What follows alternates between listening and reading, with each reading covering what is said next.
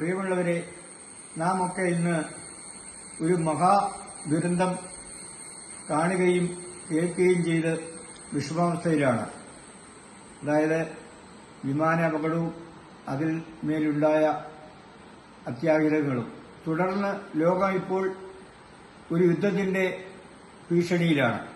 പിന്നെ തോരാത്ത മഴയിൽ അങ്ങിങ്ങായി ഉണ്ടായിക്കൊണ്ടിരിക്കുന്ന ബുദ്ധിമുട്ടുകൾ. നമുക്ക് ഇതിനെല്ലാം ഒരു പര്യവസാനം കാണുന്നതിനായി ജഗദീശ്വരനോട് പ്രാർത്ഥിക്കാം. സാധാരണക്കാരന്റെ ജീവിതത്തിലുണ്ടാകുന്ന ബുദ്ധിമുട്ടുകൾ ദൈനംദിനം നാം പത്രത്തിലൂടെയും കണ്ടും കേട്ടുമൊക്കെ മനസ്സിലാക്കുന്നു. റേഷൻ കടയിൽ ചെന്ന ഒട്ടിയ വയറും കുട്ടയുമായി റേഷൻ കടയിൽ ചെല്ലുമ്പോൾ റീറ്റെയിൽ കടക്കാരൻ പറയുന്നു, നിങ്ങളുടെ കാർഡ് വെട്ടിയെന്ന്. ഒട്ടിയ വയറും കുട്ടയുമായി റേഷൻ കടയിൽ ചെല്ലുമ്പോൾ റീറ്റെയിലുകാരൻ പറയുന്നു, നിങ്ങളുടെ കാർഡ് വെട്ടിയെന്ന്. അങ്ങനെ കൊട്ടയുമായി തിരിച്ച് വീട്ടിൽ വരുന്ന ഒരു കാലഘട്ടത്തിലേക്ക് നീങ്ങുന്നു. എന്നെ പാടിച്ചൊല്ലി കേൾപ്പിച്ച ഒരു പദ്യം. കേട്ടോ നാണി, നമ്മുടെ നാട്ടിൽ ഒന്നും വാങ്ങാൻ പറ്റൂലെന്നായി.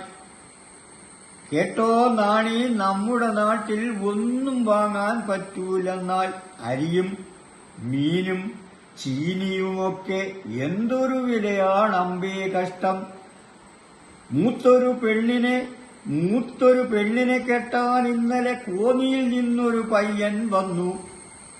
പയ്യന് പെണ്ണും പൊന്നും മണ്ണും വേണം, പിന്നെ ഒരേക്കർ വസ്തുവും വേണം. കേട്ടോ നാണി, നമ്മുടെ നാട്ടിൽ ഒന്നും വാങ്ങാൻ പറ്റൂലെന്നായി. അരിയും മീനും ചീനിയുമൊക്കെ എന്തൊരു വിലയാണ് അമ്പേ കഷ്ടം.